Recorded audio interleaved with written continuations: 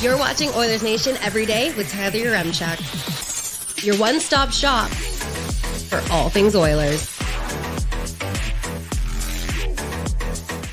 Keep on waiting.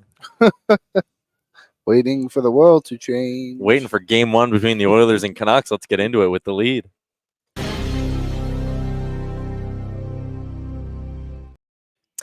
Welcome in live from Sherwood Ford, the Giant. It's Oilers Nation every day. And you're thinking, Tyler, I thought you guys were supposed to be there for game days in the playoffs. What are you doing there on a Tuesday? I needed an oil change. Yeah, this actually was the only reason. Yeah. That and Sherbucks. And Sherbucks. I mean, Cheers. and because we like coming here, of course. Look at that. They even hooked me up with the fancy mug. Shout out Sherwood Ford, the Giant. Anyways, welcome into the show. The other reason is because we'll be in Vancouver by tomorrow, so we couldn't exactly do a game day from Sherwood Ford, the Giant in Sherwood Park. But welcome into the show. Boy, the showroom is looking beautiful. We have this Mustang right in front of us. That looks great. We also have this baby blue Bronco that it has like the handwritten Bronco like right there. It's Pretty sharp. cool. It is a very nice looking vehicle. We got another kind of like more all black and blue Bronco next to us here. Look at that. Looking pretty good. Liam. Their service department, it's going to hook me up. My oil change is going to be done by the time this show's over. We're living. That's the service you get here at Sherwood Ford. Taking the Sports Closet studio on the road. Big shout out to our friends at Sherwood Ford, the Giant, Sherwood Power Sports and Marine, just down the road as well. Throwaway. They can get you hooked. They can get you hooked up for everything you need for the summer. But I'll be honest, Liam, looking outside right now, are we already in Vancouver? Apparently, it's supposed to be nicer. I called into David. It is rainy. It is a rainy day, but we really needed this. Yeah, as the people say. You'll be thanking the rain now. In July for now. Yeah, I agree. Something like that. It is nice to see everything starting to turn green. Mm-hmm. Gonna have to find some time to mow my grass right away. Wow. Anyways, you can tell problems. You can tell it is absolutely not a game day, Liam, because we don't have a ton to get to today on the show, but there is an interesting lineup note for the Edmonton Oilers that will attack that from morning skate. Jason Demers is going to swing by in about 15 minutes. Coombsy is going to be by at the top of the hour as well. We got a couple of good guests today. Someone in the chat was saying that they're really starting to like Jason Demers, and I agree. Me too. He's rubbing off on me. What's the over-under on F-bombs from Demers? I think that's a great question. 2.5. Yeah. I think that's a good one. I could see that. I could see that as well. But let's talk a little bit. Let's get into it with the Sherwood Ford Giant question, Liam. And I know people were asking it in the chat, but our Jason Greger reporting from Morning Skate that it sounds like Adam Henrique will not be available tomorrow night for the Edmonton Oilers. So Edmonton will lose their top line left wing. It sounds like it's something down in the below the knee area, I think is what we can say with Adam Henrique. Lower leg injury. We can get about that specific. So no Henrique for the Oilers. This is how they skated today in Edmonton. It was Janmark with McDavid and Hyman, Nuge with Draisaitl and Kane, Holloway with McLeod and Perry. Fogle stays on the fourth line with a rotation of Derek Ryan and Sam Carrick and Conor Brown on the right side. Let's start at the top of the lineup, though. It sounds like it's going to be a lot of Matthias Janmark coming up in this game next to Connor McDavid. The Sherwood Ford Giant question, is that the right call? Putting Janmark up there? Yeah. Well, you know what you're going to get from him, right? And it's just reliable hockey. And I think, isn't that what Adam Henrique is too? Like, I know Henrique is a bit more to him, obviously. He's a better player, but he's reliable. He's trustworthy. You know what he's going to go out there and do. Is Janmark the dollar store Adam Henrique? Bingo. Your, what do they call that? Your discount. Yeah. Discount No Henrique. name Adam Henrique. Yeah, like he probably is. And that's not to be disrespectful to Janmark, but he's going to go out there. He's going to win a lot of puck battles. He's going to play hard. I know a lot of people want Dylan Holloway on that line. I actually don't think it's a bad idea to keep him away from McDavid and just rotate McDavid through him. They'll probably rotate some wingers through that spot too. Yeah, so Jason Greger with this. Knobloch said they don't have one guy who can replace Henrique. We'll have a few guys take shifts on the top line with McDavid and Hyman. Janmark will start there, but wants him fresh for PK, so others will get looks. Brown will come in and play on the fourth line right wing. That last note, let's just take it and park it. Brown? Yeah, park the Brown thing for a second. We'll talk about that. Mulick is in and says, but honestly, Holloway should be there. Look at what Johnson is doing in Dallas right now. And I get that to an extent, but I also think sheltering Holloway from the difficult matchups, I see the logic there. Playing a guy who is just mistake-free on the top line, which is exactly what Matthias Janmark will bring you. You know, he might not make a ton of plays, but he's not going to make a ton of bad plays either. And we were talking with some of the sales staff here. Very, very smart individuals at Sherwood Ford, the Giant. Mm-hmm. And it's kind of like, you know, that top line is the McDavid Hyman show. They will kind of go as far as McDavid and Hyman take them. And if Janmark can just work hard along the boards, get pucks to the front of the net, go to the front of the net himself, it'll probably end up working out okay-ish here. And what do the Oilers like to do coming out of PKs and things like that? They like to load up offensively. So I even think there's a chance coming out of a PK, we see McDavid, Draisaitl, and Holloway as a line. Totally. And we see them like really load up a top unit and give Holloway some extra minutes there. I think we will see, and Mulick, I know you said you want 7+ minutes for Holloway with McDavid. I think it'll be lower than that. But I think realistically, you can expect Dylan Holloway to get 4 to 5 minutes with Connor McDavid in the game tomorrow. Yeah, they'll play a bunch together. I mean, I'm not going to put a cap on it. I think what Knobloch has done with his lines throughout, especially on the road, like I noticed it a lot in LA, and I'm sure this happens a lot too. But like he was not afraid to like try and mix things up and try and confuse the Kings, I guess you could say, especially on defensive zone draws, like throw out a random group out there. Like I fully expect to see that again against Vancouver, who I would say are a deeper team than the Canucks were. So again, just Janmark being there, I don't think that's like a staple for that top line. I think he'll be there to start the game, and then, like you said, when penalty kills come around, maybe we'll see other guys rotate through. Dangerous Wade is in and says, is it a non-game day if we aren't comparing Holloway to Johnston? Sure. Zach is in. Miller's going to be all over Connor this series. We're going to need a speedy puck mover with smarts to play with Connor and Himes for the first 2 games. Holloway, Nuge, that's a decent point as well, but there's also a part of me that kind of goes like, whoever's on the left side, it's going to be on McDavid to break free from JT Miller. It's not going to be on whoever's playing on the left side. And you could sit there and say, okay, yeah, we want to throw some more skill up there. Maybe you reunite the Nuge, McDavid, and Hyman trio, which I don't honestly hate. But then what are you doing on the second line? Are you going with Fogle next to Draisaitl and Kane? Are you moving up Holloway there? Are you comfortable enough with him getting the second toughest defensive matchups in the game for the Oilers? I don't know. I think another thing this probably shows us, Liam, is that the injury to Henrique might not be all that serious. Yeah, and you're right. If it was that bad, then it'd probably be a little bit more jumbling to balance things out. But what I'll say about JT Miller shadowing McDavid, while Miller, yes, will do a good job of doing that. He's a great player. The LA Kings basically put 5 players on McDavid, and he had 13 points in 5 games. Like, I'm not really worried about it. I think McDavid, who is the best player in the world, will find a way to break through JT Miller. Like, I don't think that should be a concern for us. Yes, it will be a difficult task, but Zach Hyman's also a 50-goal guy. Like, I'm not too worried about the speed. It's not like Adam Henrique's out there with all this speed, right? Like, it's not something I'm concerned about. McDavid will figure it out. Yeah, Cole Blight is in. Miller on McDavid means EP 40 on Draisaitl, who will absolutely eat his lunch. Probably means Elias Lindholm on Draisaitl, actually, and Pettersson's going to get to go up against the Oilers' third line. Dude guy, I can see McDavid leaving Miller in the dust. Miller does scare me a bit in the playoffs. Player. He's a gamer. He's very good, man. Yeah, that's the thing. Like, it's not to underestimate him, but let's not forget how good McDavid and Draisaitl have been. Yeah. Does seeing Matthew, and this from Ben Gleason, who, not the real Ben Gleason. Well, maybe he's just tuning in. Yeah. Fair. Does seeing Nyes perform well with top liners in Toronto give you more hope for Holloway on the top line to perform? Again, you look at Nyes during the regular season, that guy scored 15 goals. And yeah, he played a lot, 13-40 a night. Mm-hmm. That's not exactly top line minutes that Matthew Nyes was getting, though, in that spot. So does it give me a little bit of hope?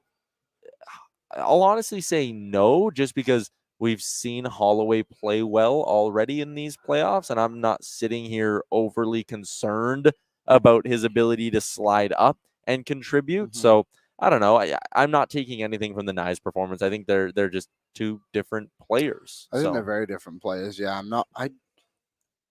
I understand why we always compare prospects and stuff like that. Guys around a similar age, but I just think they're just different. They're just different players, and yeah, it's the Wyatt Johnson thing, like Dangerous Wade mentioned before too. Like, if that's a Western Conference final matchup, then we're going to talk about that a lot too. But it's also based off circumstance. Like, the Oilers don't need to and haven't needed to force Holloway into a top 6 role, really. You could argue this is the moment where they should, though. And I think, again, there are good cases. Like Pissy Leon said, you're looking at this the wrong way. We don't need a defensive player on line one. We need someone who can be an offensive threat and throw the body a bit and win puck battles. And I think, again, I agree. So if you agree with... But I agree, but I think you're also looking at this the wrong way and assuming that Janmark's going to be up there for 25 minutes. This is literally a rotation of who's going to be on that line. Knobloch said it. He said it. It doesn't, like, Dylan Holloway will play with Connor McDavid this series. I'm assuming game 1. We saw it a bunch in the games while we were down in LA too. Like, I'm not worried, and we shouldn't be just circling like Holloway needs to play more. So this is the playoffs. You always need to put out the best lineup that will win them games, and the circumstance will change throughout, and Holloway will help them win games. He's already helped them a ton in this playoff so far, being in a bottom 6 role. So yes, maybe elevate him a little bit, but I think we'll see him. I think he will be the one that plays the most with McDavid on that wing. You think he'll be the most at 5-on-5? With 5-on-5, yeah. I think it'll all be very close. We're talking like 5 minutes, 4 minutes for guys. Like, yeah, I think him, Janmark, and Fogle could each see around 4 to 6 minutes. Yeah, like Draisaitl's gonna play some time too. Like maybe that's an overstatement saying he'll be the highest, but with Draisaitl, I kind of forgot about him. But like out of that group, I would say they would rely on Holloway maybe a little bit more. Be interesting. It will be interesting. Dave is in. If Knob has been saying that Henrique would be ready for game 1, why would he disclose the day before the game that Henrique is out? To be fair, Knobloch did not disclose this. This is how the Oilers skated. And this one from Spec, Knobloch does not rule out Henrique for game 1, but he sounds unlikely to play. So we're making a bit of a leap here. Yes, the doors may be open like that much for Adam Henrique to appear in game 1. But again, all signs pointing to the Oilers being without him for this series opener. Let's get to a couple more comments here. Or actually, no. Let's talk about Conor Brown getting a chance to come back into the lineup here, Liam. He did not play once in the opening round series against the LA Kings. He was the odd man out to start the playoffs. Part of the reason why is because Dylan Holloway played so well down the stretch for Chris Knobloch. Holloway took his spot, and we said it would take an injury for Conor Brown to get back into the lineup. For Brown, this is going to be just his 21st career NHL playoff game and his first since 2018-19 with the Toronto Maple Leafs. He has 1 goal in 20 career Stanley Cup playoff games, averages a shot on goal per game as well. I would argue, though, his numbers sucked. Hear me out, because he was a Leaf. I would agree. They don't last very long in the playoffs. He's never played in a round 2 playoff game in his Stanley Cup playoff career. Well, welcome to the second round, Mr. Brown. I think he'll be fine. Like, we know what we're going to get, right? Just a guy who's going to go out there, work hard, provide some offense, like good penalty killer. I'm interested to see how much they trust him on the PK, considering he hasn't played in a while, and the PK was 100% without him in the lineup. Yeah, will be interesting, actually, because who would you take out? I guess Henrique. He plays PK, right?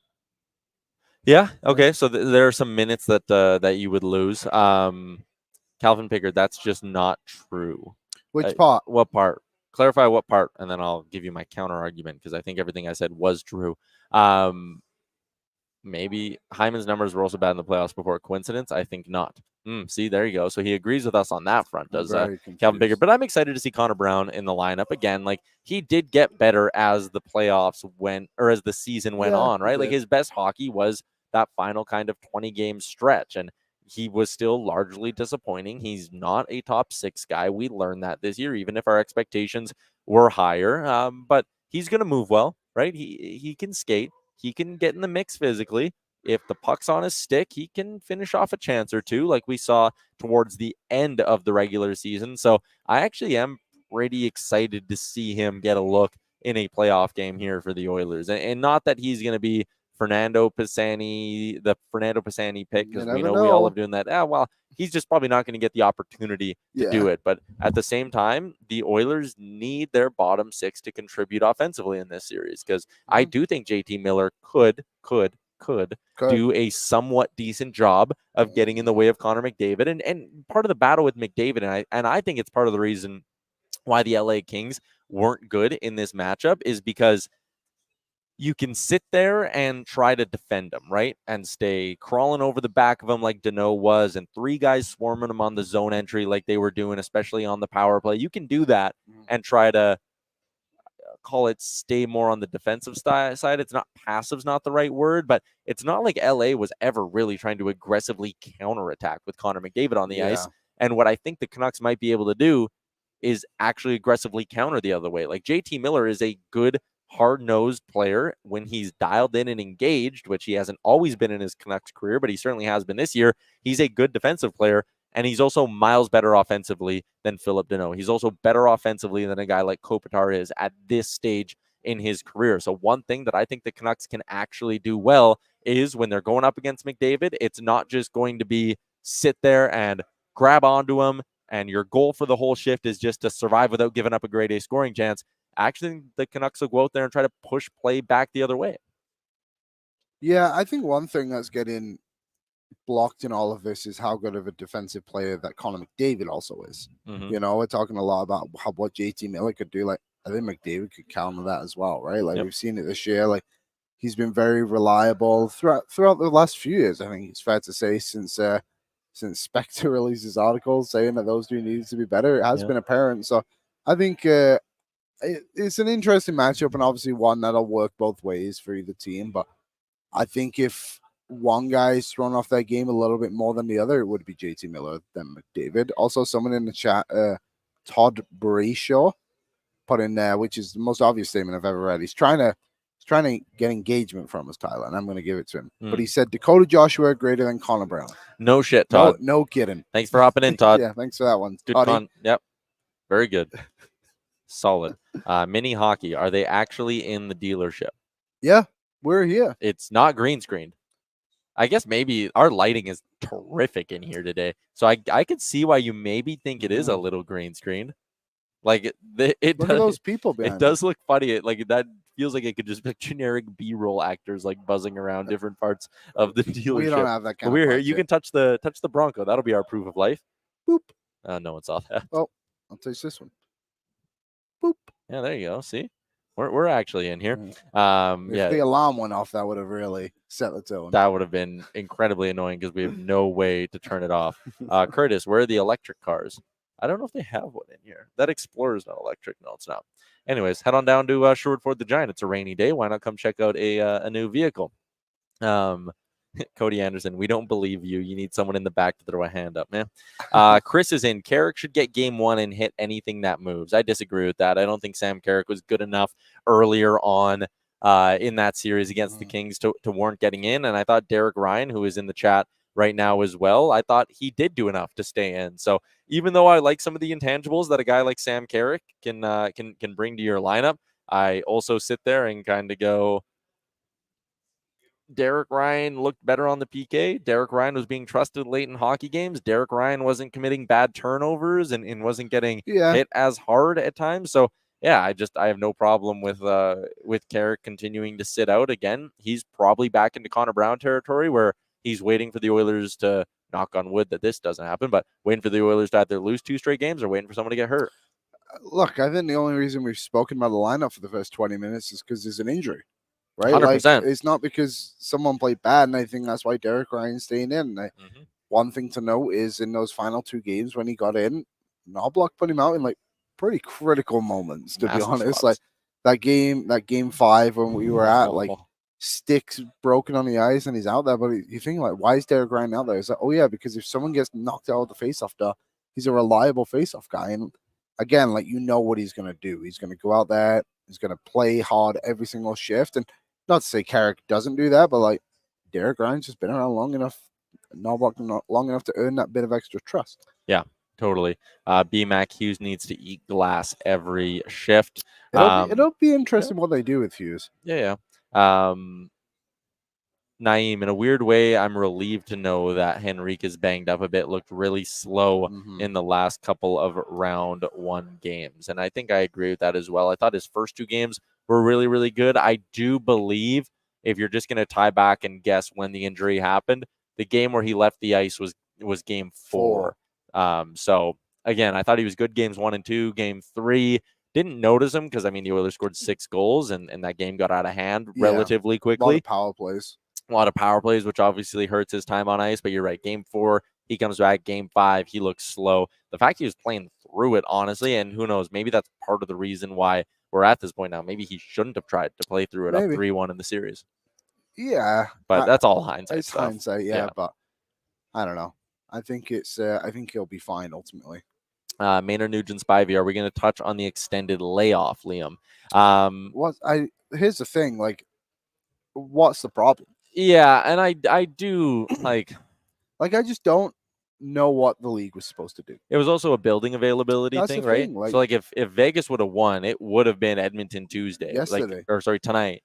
Yeah, tonight on Tuesday, and it would have been what would have been Vegas and Colorado starting on Wednesday. But the way the building availabilities work, Dallas is obviously, they have home ice advantage. They're dealing with the Mavericks still in the postseason. Vancouver had a Pearl Jam concert on Sunday, so you couldn't start the series on Sunday. So it sucks, but it's definitely not any sort of like a conspiracy theory or anything like that. No. The downside to the whole thing is that the Canucks have injuries, and this is giving them more time with the injuries. So not great on that front, but yeah, I just don't think it's going to be a huge factor. No, me neither. I think we spoke about this a ton in the first round, just the maturity of the Oilers right now. They're going to be ready to go. They're prepared, and I think having those extra few days off is good for them. And sure, it's going to benefit Vancouver a little bit too, but I'm not worried about Vancouver. I'm worried about the Oilers. Like, I'm worried about who they have out at the moment. Like, Kane's obviously not skated a lot. We've just spoke about Henrique so much, but like, these extra days off, imagine if you had 2 games in there, then you lose. I know we're missing Henrique for the 1 game, but like, could have potentially been 3 or 4 games, right? Like, we don't know how long this is going to be, but I think having these days off is actually beneficial, and I'm not concerned. There's a Frank tweet. What's the Frank tweet about Demko? I knew he had info on Demko. I just wasn't sure. Frank Saravalli, let's read this live. Sources say Canucks goalie Thatcher Demko is out through at least game 4 of this round 2 series versus the Oilers. Demko has been skating and progressing. Big week ahead. Earliest possible return is game 5, and that is probably pushing it game 6, 7. Get interesting if necessary. All right. That is big for the Oilers. I would rather face Seelovs than Demko. At the same time, after listening to what our boy Quads was saying yesterday, you can't treat Arthur Seelovs. Don't go into this series thinking the Oilers are playing the Canucks' third string goalie. Because while like technically that might be true, Arthur Seelovs is not your everyday run-of-the-mill third string goalie. This guy's been giving him good results so far in the playoffs. Pitched a 28 save shutout against the Nashville Predators. Like, he's good, Liam. And when you hear Quads talk about, his composure and his demeanor between the pipes, like, this is a guy who can steal you hockey games. He did it for Latvia at the World Championships. He did it for them at certain points in round 1. Like, it's good. Yeah, he is a good goalie, and I don't think he should be underestimated. But also, the Oilers are playing a 23-year-old rookie goalie with their offense. Like, that should be an advantage in the Oilers goalie department, in the Oilers offensive department, right? So I'm not worried. Like, I'd rather play him than DeSmith or Demko, to be honest. Like, I'd rather play DeSmith. DeSmith's beat us twice this season, and I know it's kind of like whatever, like, here and there, but like, I don't know. I think Seelovs. Maybe you get a couple. Like, we haven't seen that point of him, right, throughout his career where he's allowed 2 or 3 goals and the Canucks haven't given the run support. Yeah. How's he going to do after that? Aiden Hill was a nobody until he played us too. That's not true. Not entirely true. He had more NHL experience. It was just with the San Jose Sharks before he turned on the Jets in the playoffs. Colton is in and says, Oilers ruin goalies' confidence in a real way. I think that's fair. Is DeSmith injured, or are they choosing Seelovs? They are choosing Seelovs over him, and they've been doing that since the last 2 games of last round. But again, Frank Saravalli's report, no Demko until game 5 at the earliest. The interesting part of that is when Frank says, games 6 and 7 is where it could get interesting. Well, hold up. If you're Vancouver and you've pushed this series to 6 or 7, do you want him? It's probably because Seelovs has played some pretty damn good hockey. So I think that's a part of it. Maynard, the Demko thing is a built-in excuse for Canucks fans. All I want, and this is a hindsight thing, because in the moment it'll suck, but I do want at some point the Oilers to win a game 2-1 or 1-0, just so you can sit there and be like, look, Vancouver, even when you got the goaltending, you couldn't come through. And I'm sure that'll happen. I think this team is way better defensively than people give them credit for. Yep. Like, look at that LA game. Like, I know they allowed so many shots, but 4 high danger chances. Kind of a crazy stat coming out of there. Mm-hmm. Yeah. Someone was saying Demko, like how severe his injury is in surgery, whatnot. I have no insight into that, so Well, Quad said yesterday that it could be. he said he's speculating that it's an injury with the same knee, but Yes. not the same injury on that Yeah, knee. and we do kind of know that. So it's the same knee, different part of the knee. So Weak knees, just sliding too much. Naeem, I'm expecting a high-scoring series, over hitting in every game. I don't know, man. Like, again, I went into round 1 expecting a high-scoring series between Boston and Toronto, right? And that was just 2 teams who found a way to go out there and really kind of hunker down. Like, all those games were low-scoring. So I don't know if I'm expecting a high-scoring series per se. I will say a big part of this thing is going to be how the officials call it. If Vancouver, guys like Lindholm and Miller, when they're trying to shut down McDavid and Draisaitl, if they're allowed to get away with murder and with all the clutching and grabbing and nothing's getting called, then this is going to be a low-scoring series. If the Oilers have games like they got a few against LA where they get a ton of power play opportunities, then, I mean, look at the numbers. I know Vancouver's PK was 91%, 90.9% there, but that was against Nashville.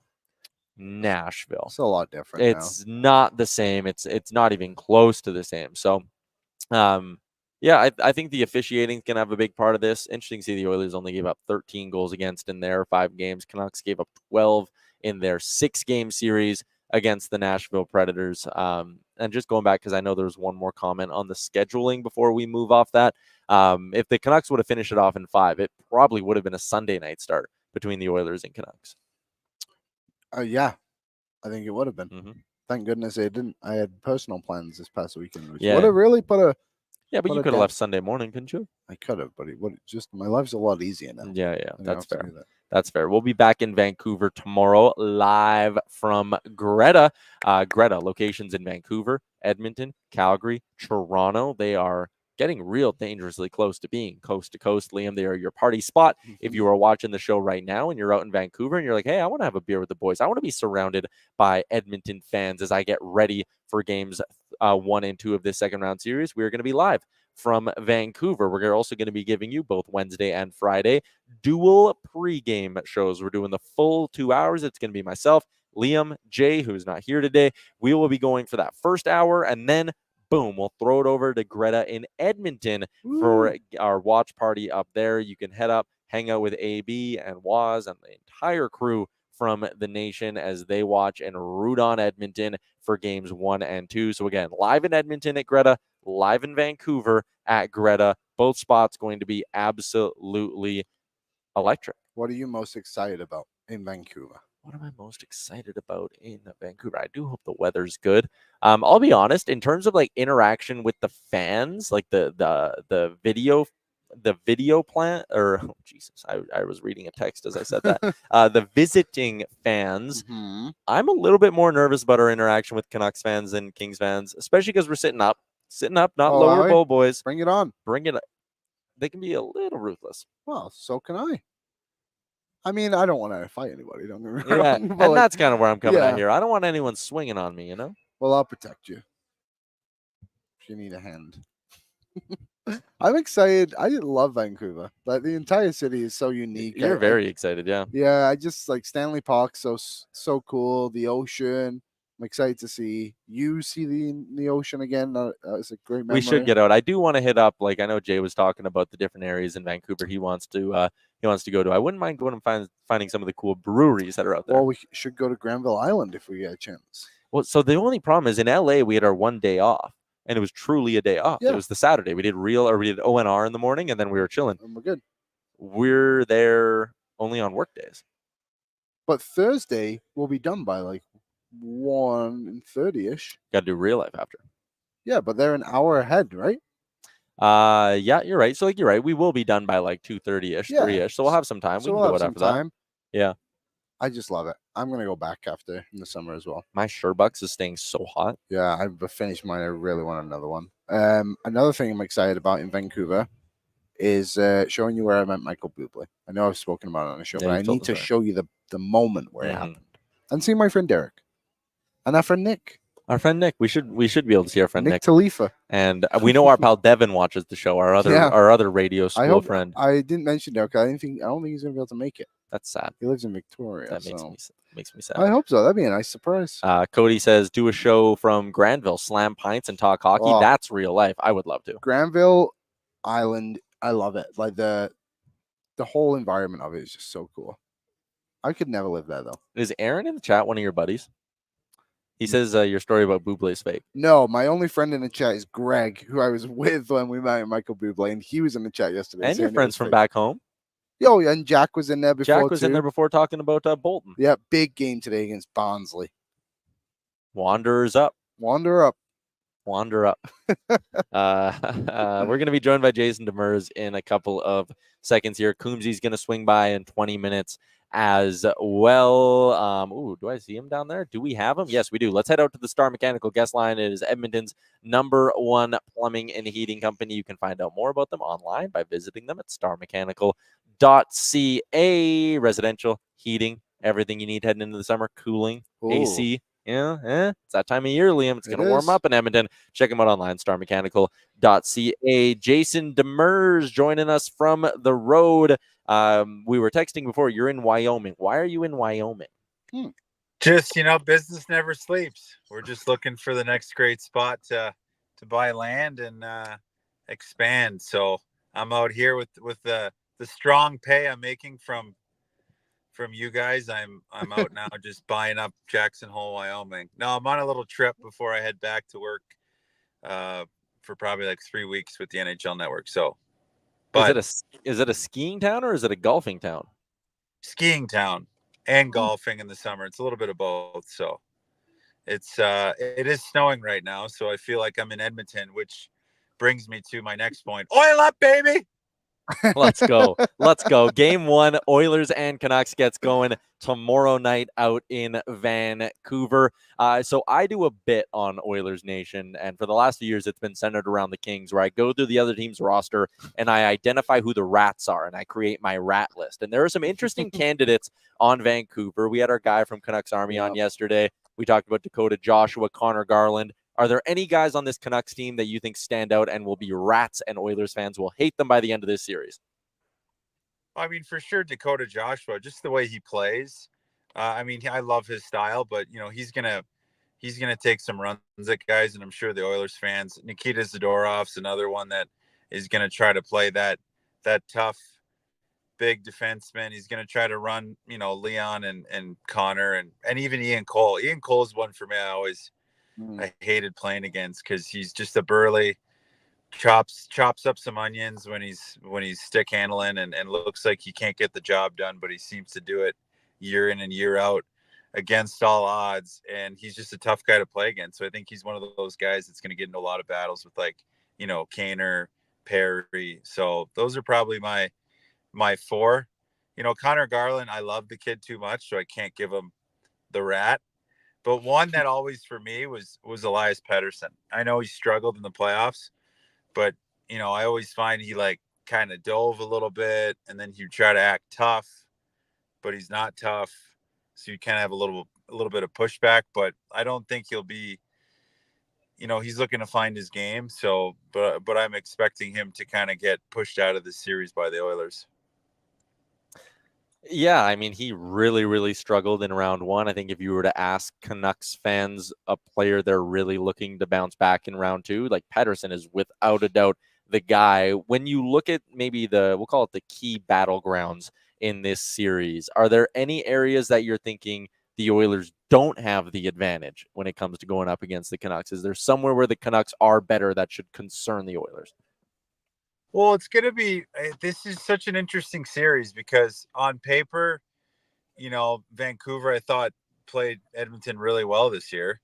So it's like, do you think they're going to carry that into the playoffs? But I think the Oilers are just built overall as a better team. You could probably say the D-core's a little bit stronger on Vancouver potentially than Edmonton, but from what I've watched from Vancouver, I think Edmonton's got them beat in every category.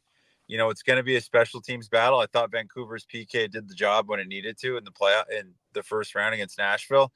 But again, I think if you take Edmonton versus Nashville, like the difference in team, and they struggled with Nashville, Edmonton should be licking their chops right now, because if they play any kind of style that Nashville plays and they do it better, just that high flying offense, I think it's an easy series for them. It's going to be really their series to lose.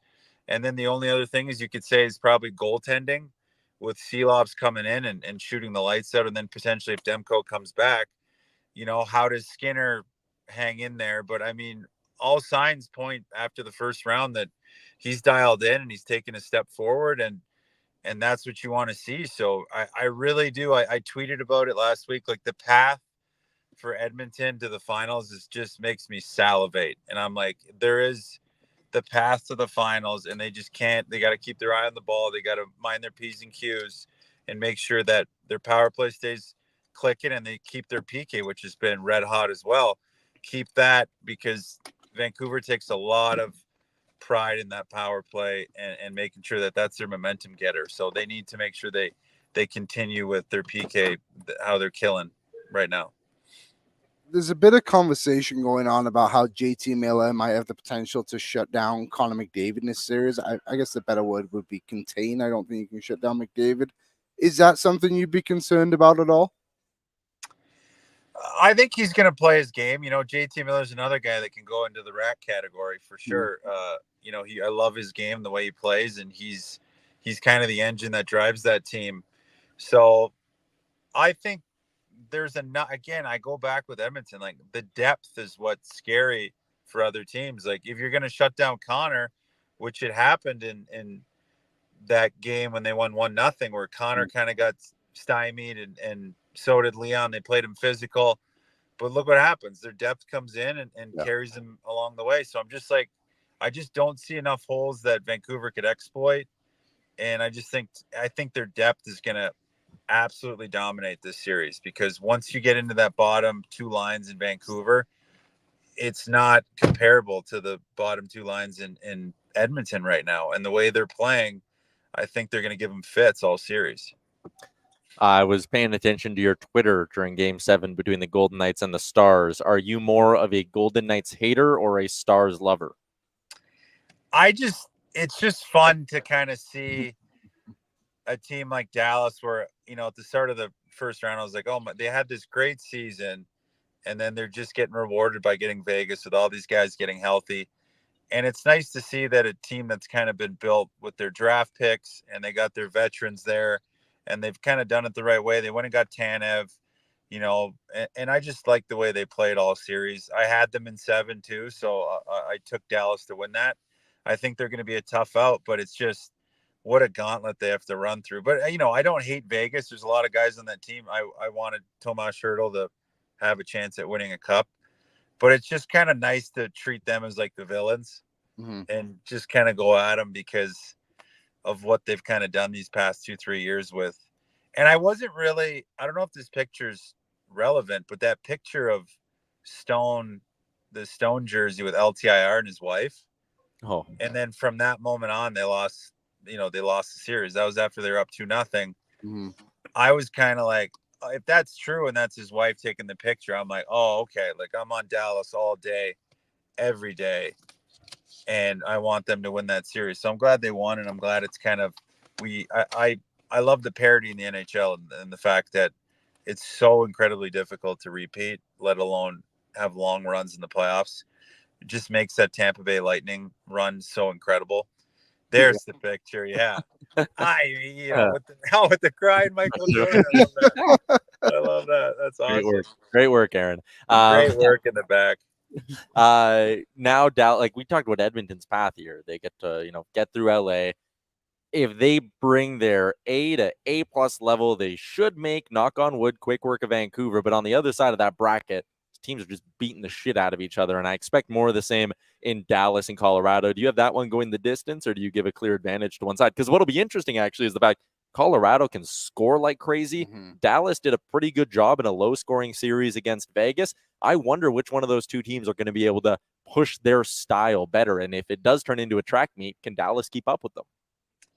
It's so hard to judge Colorado because, yeah, they looked like world beaters, but I feel like it was more just a fraud check on Winnipeg. Like from goaltending to top, like they looked horrible all series. Like they didn't look like they got their footing once. Now, is that a credit to Colorado? Yeah, maybe, but I just think they got completely outplayed and, top to bottom. And the season they had just goes out the window because you got to perform in the playoffs. So is it more Colorado is just world beaters, or did they just get a horrible team? So I'm going to really judge game one. I did have Winnipeg going deep. So, I would probably, this is going to go 7 for sure. I think Dallas at home is a tough out with Ottinger. I think they have the goaltending. They have the goaltending advantage. I think Georgiev silenced a lot of the critics, but I don't think it was that much of Winnipeg's good play, and he was robbing him, that they just laid an egg in that series completely and just couldn't get their footing. So I'm probably going to say it's going to go 7, and I'll probably lean Colorado. Yeah, I'd Colorado in 7 on the DFO picks as well. I think Dallas will win. There's something I'm curious about. So there's a lot of talk right now also about like how long the Oilers have been off.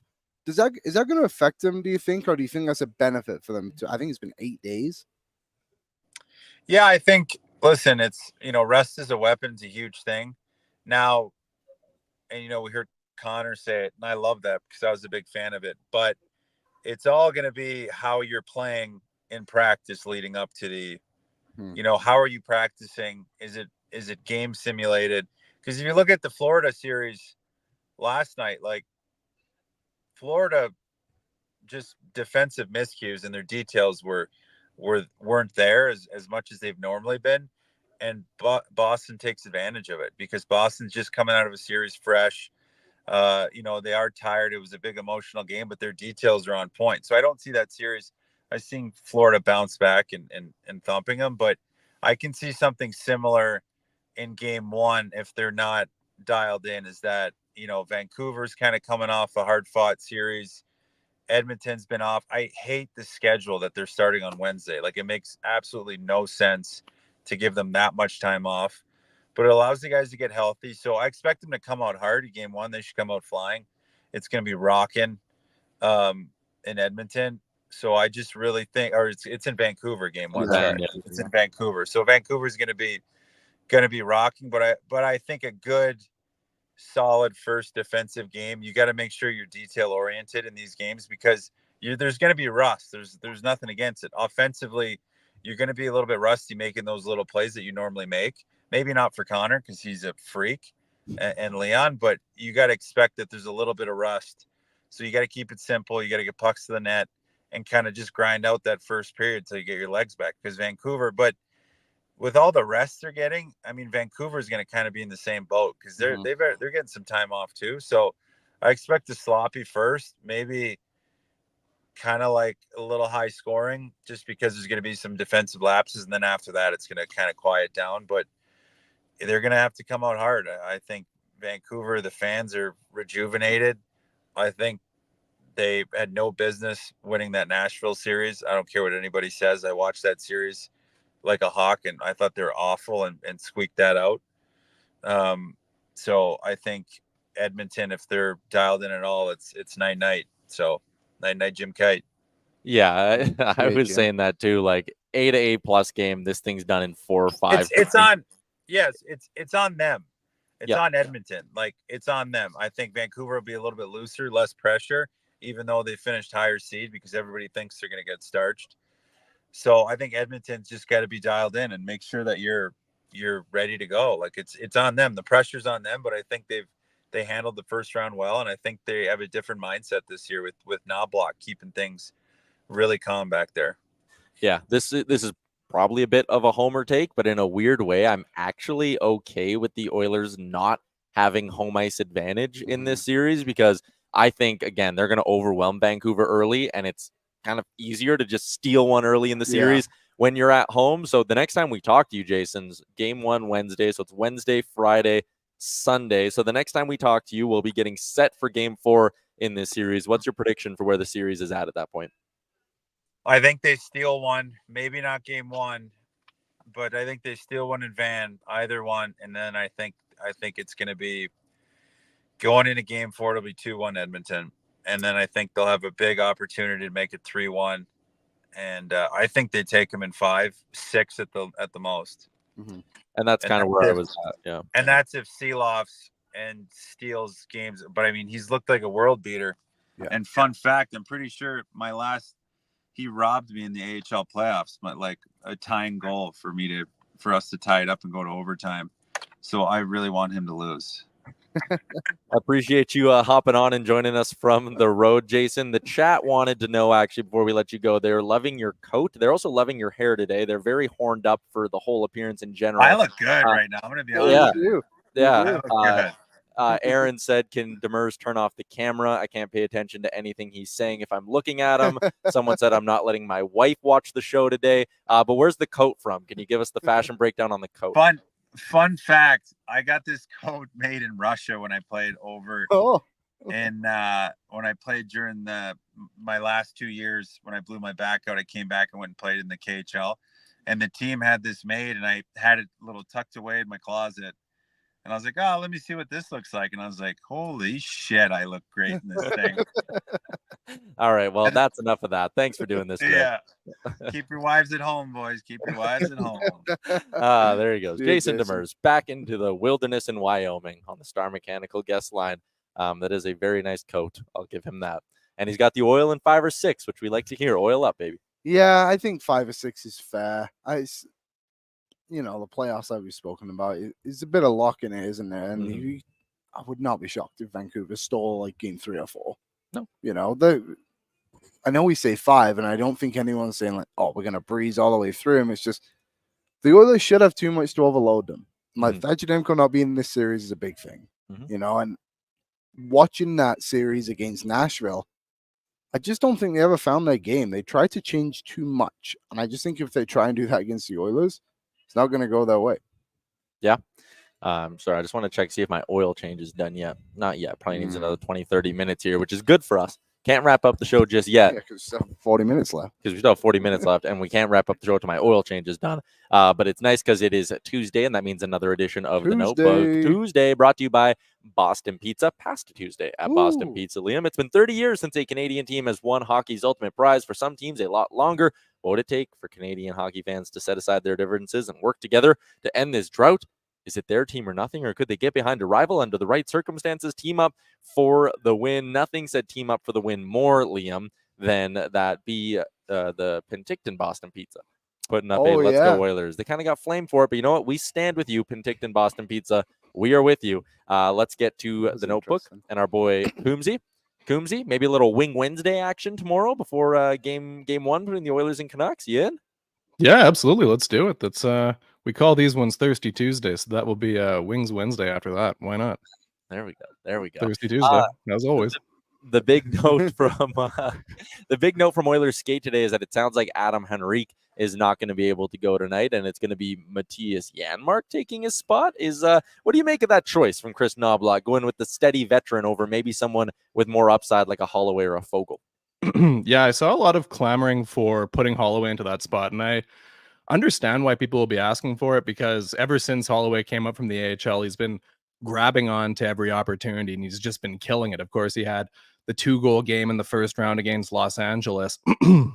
But what you're looking for here for the Oilers on this top line with Henrique out is you want someone who's calm and someone who's good defensively. And Janmark is somebody that I've noticed in the first round of the series, whenever he winds up getting his shifts with Connor McDavid, he's really noticeable on the ice. So he can hold himself in the offensive zone for a handful of shifts. But what you're ultimately looking for here is someone who's responsible defensively so that Zach Hyman and Connor McDavid can take risks offensively. They need the defense on that line to make sure they don't get exposed.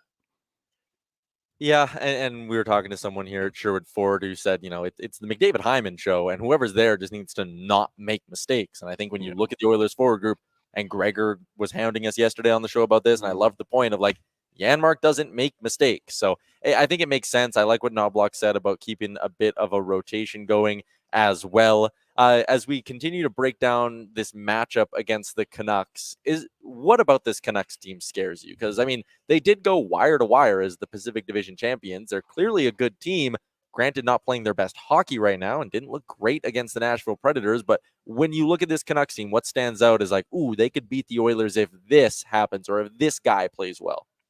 It's hard to say because if things were normal, I would have said Thatcher Demko is what worries me in this series, is of course a Vezina Trophy caliber goaltender who can completely change the series, but he's out. But Vancouver's duo of backup third string goalies like Silovs, he looked like a world beater in that first round series, like Jason Demers just said. And I mean, we all know, like being Oilers fans, it doesn't necessarily take a regular team's main goaltender to win a series. Look back last year, Adin Hill wasn't expected to play in that series necessarily, and he played really well for the Golden Knights. Remember years ago, all the way back to 2006, for Carolina, it was Martin Gerber that was their starting goalie all year, and Cam Ward came in, I think it was during the playoffs in their first round series after Gerber got sick or injured or something. So just because a team's without their starting goaltender doesn't mean they can't goalie you in a playoff series. But Demko would be the thing that I was most worried about.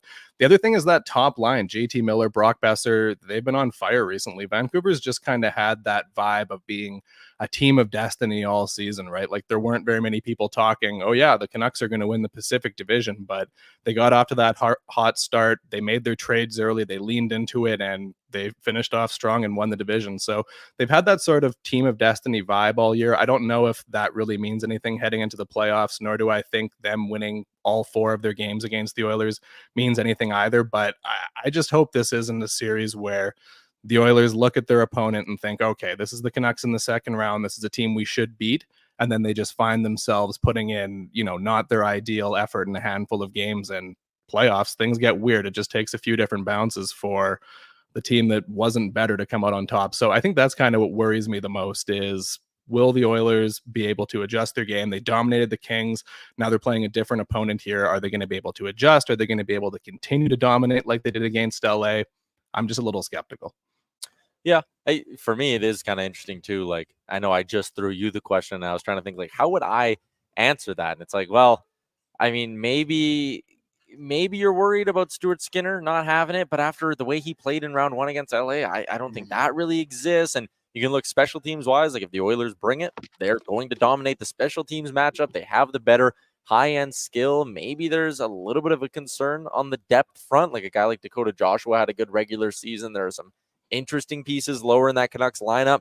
But yeah, it'll be interesting. What did we have there from Canucks skate today? Breaking news, Coom. Are you ready? I'll be sitting down for this one. Let's see. This is from Brendan Batchelor, who is the play-by-play voice Radio for the guy, yeah. Canucks. Elias Pettersson is not on the ice for the Canucks at practice today and is under the weather. A plot twist. Another one. Perhaps. Pettersson is stunk, and he's their third-line center, I'd so be there sick is if I that. was him too. I'd probably want to stay away from this. Yeah, he's thinking, I got to go up against Ryan McLeod head-to-head this series? No, thank you. I'm good. I am good.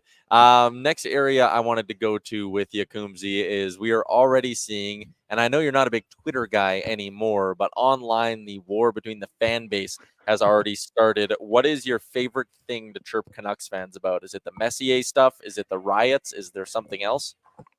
I try not to touch on the riots. I'm like, it's a little bit much. The Messier thing is funny because you like to point out to Canucks fans, hey, look, like, as much as you dislike this guy, he is the best player who's ever suited up for your franchise in total, no matter what. This is one of the best players of all time, 6 Stanley Cups. The other one, of course, is the 0 Stanley Cups thing. That's always a nice and easy one. 2011's a funny one, just bringing up with going on with Boston, though I do think it's kind of a self-own because that's how we wind up with Peter Chiarelli because the Bruins won that Stanley Cup. So, it's been a while. It's been a while since the Oilers it's been a while since the Canucks have been good, so that we've been thinking about like, how do we make fun of Vancouver? How do we do this? Because it's been more Calgary's been the rivalry lately, right? It feels like it's been a long time since I've really cared about the Canucks, since I've looked at that team and I've been like, man, these guys piss me off. Like, you have to go all the way back to Kessler, Bieksa, Sedin's era when they were good and they were just, ragdolling the oil change Oilers. It's been a while since the Canucks have been really worth writing home about. So I think for me, it's just 0 Stanley Cups and the Mark Messier meme. Those are the two ones that I like to lean in on. God, you do think about the Oilers, this matchup during those Decade of Darkness days where it seemed like they always did them Saturday night hockey night in Canada, and the Oilers are 15 points out of a playoff spot, and you're begrudgingly like, all right, let's watch the game. And it's like, oh, Daniel and Henrik got 4 points each, and we lost 6-1. And Maxime Lapierre beat the shit out of us. And all these guys. Can't believe they had to pull La Barbara again in that game because the Canucks were too good. Like, it really is. It really was something. This would be a nice little bit of retribution and revenge, I guess I should say, for the way they manhandled us for the entire Decade of Darkness. They really were a team that was just full of people you did not like. Yeah. AB, last area I wanted to go to with Coombsy. Do we have the draft lottery odds for tonight? I want to ask you, Coombsy. So we obviously have San Jose at the top, 25.5%. It goes Chicago, Anaheim, Columbus, Utah hockey team, Montreal, Ottawa, and then part 2 with the teams lower down are Seattle, Calgary, New Jersey, Buffalo. Like, I mean, if San Jose wins, it's like, yeah, okay, they were supposed to win. If really any of those top 3, like Chicago gets them, it's like, oh, wow, him and Bedard, that would be fun. But is there a chaos team that you're kind of hoping wins this? What's the funniest possible outcome tonight? The most chaos outcome, and I don't know how funny it actually would be because I think it would really piss everybody off, is if Chicago won this thing. Chicago gets back-to-back years of first overall picks. I think definitely would piss people off the most. I think the other funny one would be Utah winning this thing. Just here's a brand new franchise that doesn't even have a name yet. You're just going to wear like a generic jersey as the number 1 overall pick that says Utah, or like the NHL logo like Winnipeg did with Mark Scheifele that year. I think a Canadian team winning would be nice as well. I don't know, maybe Ottawa or something like that, but definitely what would piss people off the most would be the Blackhawks. I'm rooting for Utah to get it though. I'd like for their franchise to start off on a good foot.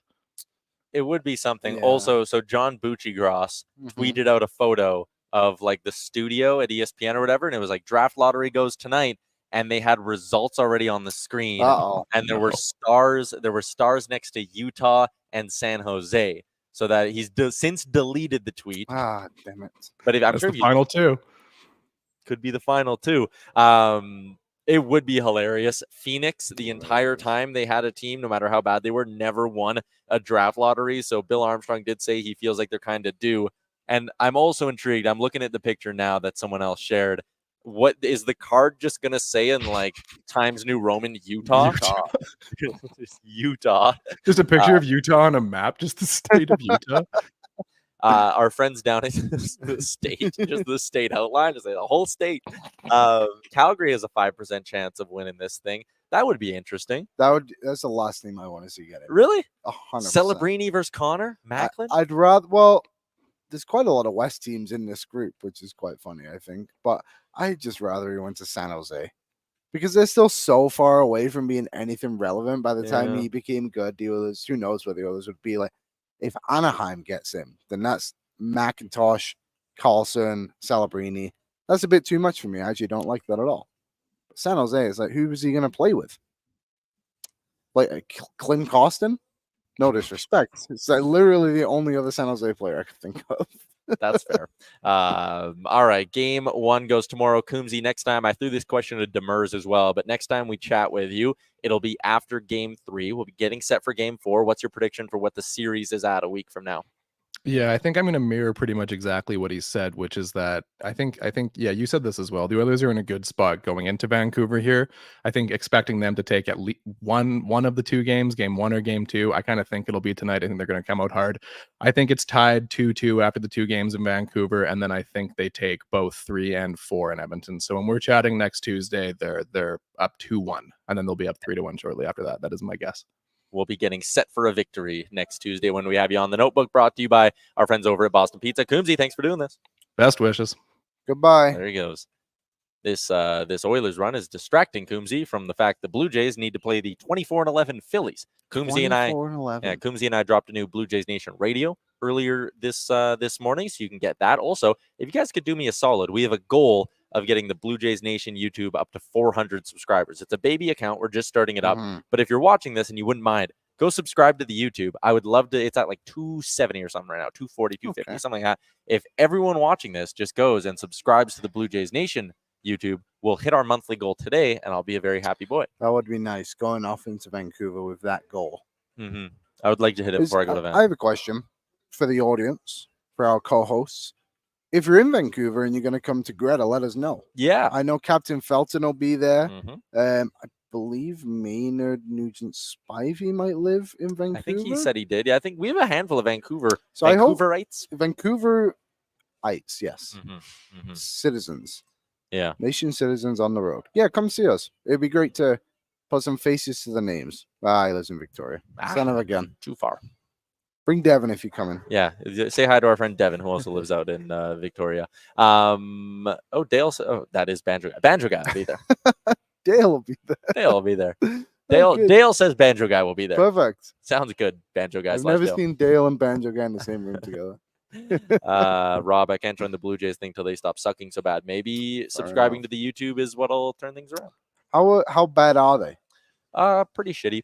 Yeah. Like everyone was like, "Hey, the Bats woke up against the Nationals." It was like, "Well, no, the Nationals just forgot how to field the ground ball." So there's that. And they still lost. Oh yeah, they put up 8 runs and lost. That's not good. Yeah, it's great. They're Well, both. are they gonna blow it up? Should they? I don't want to discuss that. Well, just tell me. I'll ask you one question. Do one of the 3 stars get traded? No, they won't. They won't. Um, All right. Okay. Let's keep cruising along with the show today. What? No, it's okay. We'll talk about the Oilers for a bit, and then I'll come back to what I was going to say. Well, no, just go. I finished Full Swing yesterday. Oh yeah. Oh, I'm still 2 episodes away. Really? You haven't finished yet? Yeah, I keep forgetting. Amber and I haven't had a lot of time to sit down and watch TV together. Because you keep going to play golf. I know.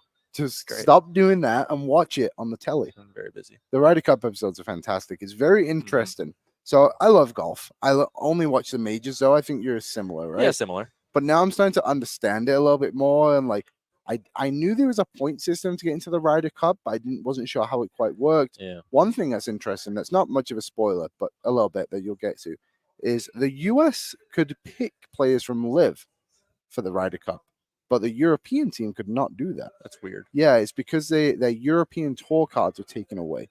But in the US, their PGA tour cards weren't taken away or something like that. I'm not sure quite how that works, but the second season was great. It really narrowed down on a smaller group of players rather than like such an open field. I feel like season 1 was a bit more of an intro to things, but the JT stuff was intriguing. He was not very good last season. No, not at all. And he's my boy too. I like him JT a lot. Guy through and through. That's been very disappointing. I want to see how many people subscribe to Blue Jays Nation. 8. Well, Thanks, guys. Ask you guys for one favor: give you the show every day for free. Just have to listen to 12 ad reads and subscribe to Blue Jays Nation on YouTube. That's all you guys have to do. That's all you have to do to get this show. Well, yeah. Let me know when you finish Full Swing. Maybe we can discuss on the plane tomorrow. Sure. Yes. Let's talk a little bit of betting, Liam, with our friends at Betway. You can get a free bet up to $200 if your first bet loses. Simply place a bet with no minimum amount required, and if the bet loses, you'll get a refund up to $200. You can then take that little bonus, and you can keep using that money to bet on your favorite sports. This offer is only available outside of Ontario. Tyler, how do I sign up, you ask? Well, it's simple. We have a QR code up on the screen right now. Scan the QR code and redeem your bonus. Boom. Boom. And we're going to give it a boom or a doom. Do you know those guys on Yes, TikTok? I think they're actually just at the Costco down the road. You think they're here in Sherwood Park? I would love to. No, because they don't have the chicken bacon in Canada. It's such a weird. It was so funny. The first one I ever saw of them, I was like, who are these guys screaming at me? And like, why are they doing this? And they just give everything a boom. Well, yeah. So they do the whole Costco menu, and everything got a boom. And Which it was is like, fair. That's a great menu. Sure. But I just didn't. I don't get it. I don't get it. They're not getting checks from Costco, right? This is a love of the game. Surely it's not. a passion play. Hope you enjoyed that segment, Betway. Tonight in the NHL, Liam, game 2 between the Canes and Rangers. Rangers are home dogs.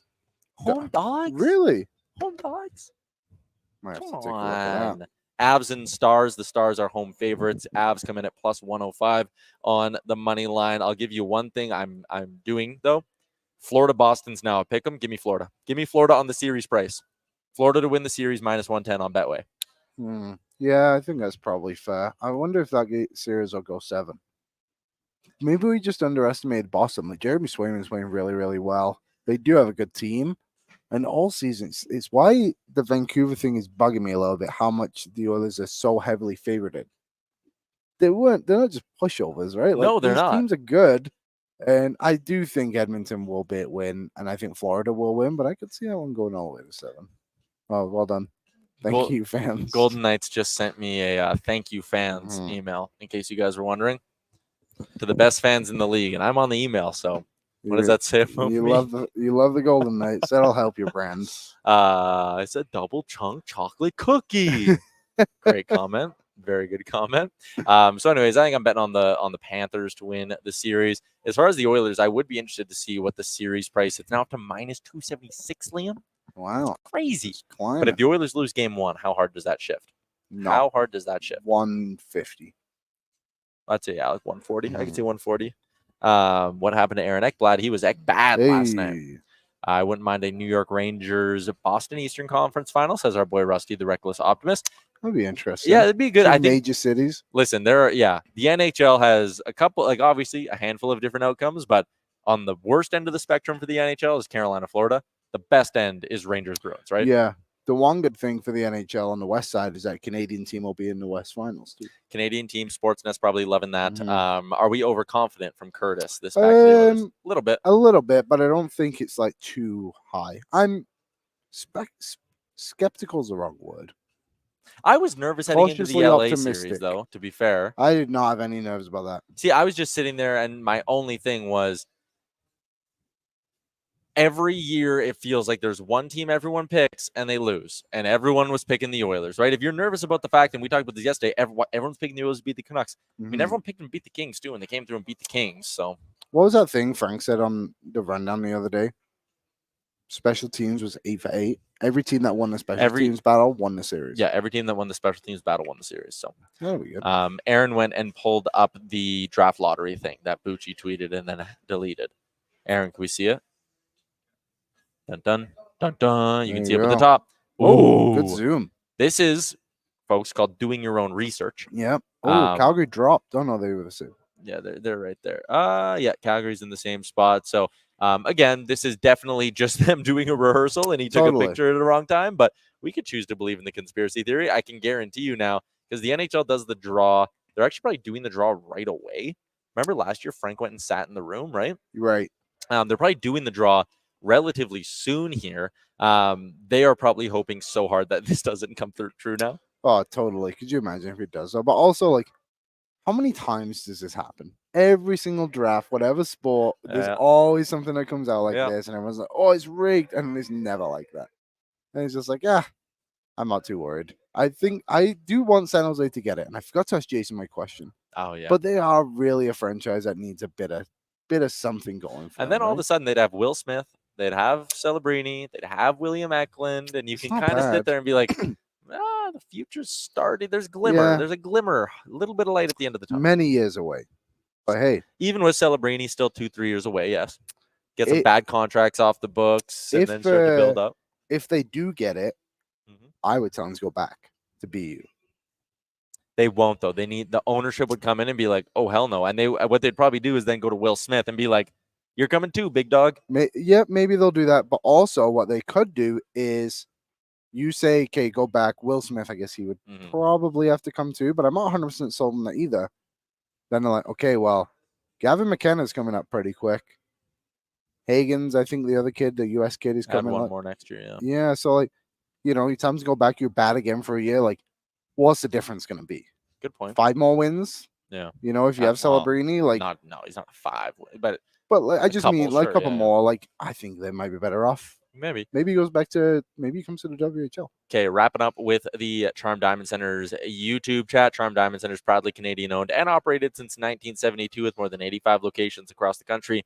Through Charm and their sister brands, you can get a custom ring built and delivered in less than 4 weeks with the Charm Masterpiece program and their unbeatable pricing policy. For more information, go to charmdiamondcenters.com. Maynard asked us a question. He said, "I assume we're getting Hunter, Ryan, and Louis. Where's Cuthbert?" Incorrect. We're actually getting Cuthbert. We're getting Cuthbert, Simpson, and Scott Oak as our trio. Louis and Hunter Ryan are in New York to do Rangers Canes. Their sideline or their rink side is Sean McKenzie. Yeah. I thought his name was Scott McKenzie for some reason. No, Yes, it is Sean Sean McKenzie. McKenzie. So Sean McKenzie is their rink side, and then that would mean the other duo, because they do have a third one, Bukauskas with two other guys is in Boston. Yeah, I can't remember. Gary what they're Galley, called. maybe? Yeah, I don't. Maybe I Gary actually Galley. never heard of them. Anyways, yeah. I am surprised they like those 3 reporters they have are all pretty big time though. Yeah. Just I don't know, Barry Bukauskas and In the Boston, and well, because they were assuming it, they were hoping. yes, Toronto, they Florida, were right? hoping that So, for sure. and I'm surprised we have Cuthbert though, but they want to keep it like Canadian. of Yeah, the course. biggest Canadian one gets Cuthbert is kind of the rule. He's A. Mm, Harn, Ryan, and Louis are the B, and then the other group is the C. That's the way it works, right? yeah, I just And that's not even a comment on Harn. Like, it's not like an ability. Like AB is an ability. It's it's just like the the big pay- games, the second biggest it's games. the paycheck. Yeah, probably a little bit of that too. Daryl Sutter Simpson better be an Oilers homer. He should be. Yeah, we got robbed of Jack and now Louis. Yeah, sure. Tyler Mueller, TNT carrying Dallas is awesome. That production's so good. TNT's so good. Whenever the TNT games are on TV, I always tune in. Yeah, I like watching those. Mhm. I entertain him. Yep. Biz called out Berube the other day Yeah, that was for fun. being the next Leafs And he coach. just looked at him and smirked. Although Frank, I think, said something today about Berube in New Jersey as a possible connection. Interesting. That would be good. We talked a lot of coaching, or we talked a bit of coaching today on Daily Face Off Live. All right, it is a Tuesday. We have a new episode of Oilers Nation Radio dropping in about 50 minutes, 5-0. So we got to hustle, skedaddle, and get back to the office right away here, Liam. Tomorrow on the show, we're going to be live out in Vancouver. It's going to be myself. It's going to be Liam. We're going to have our boy Frank Saravalli swinging by on the show and someone else. In I don't know person? who. Yeah, Frank will be there. Frank flies out today. Wow. Yeah. What So a- it'll be I me, can't you, wait. Frank. Will he come to the aquarium with us, you think? Probably not. Probably. Although it's his birthday today, so we could buy him a And Mr. Beast. happy birthday to Frank and Mr. Beast. We'll sing Frank happy birthday tomorrow, and he'll get so mad he leaves the show. I will get him a gift for the show tomorrow. An app, something from the Apple. Sounds good. I like that. I don't know what it'll I'll be. get him something really shitty and then see how he reacts to it. Toblerone. Ooh, he might like a Toblerone. Who doesn't? Who doesn't? It's a Christmas gift. Give away something for Mr. Beast's birthday. We'll do Liam's game later in the week. We'll do it with Frank tomorrow. Yeah, he might. If he's in person, he might have fun with Liam's Yeah. game. I think you would enjoy that. All right. Big shout out to everyone in the Charm Diamond Center's YouTube chat. Big shout out to everyone here at Sherwood Ford. The Giant service department, top notch. Sherbucks, top notch. The sales team, always great to sit and chat hockey with those guys. They're fantastic. When you're coming in for a new vehicle or a used vehicle, they have a great inventory of both. Maybe you want this beautiful baby blue Bronco behind us. You come in and you talk some hockey with the shop. That's always good. Always good. All right.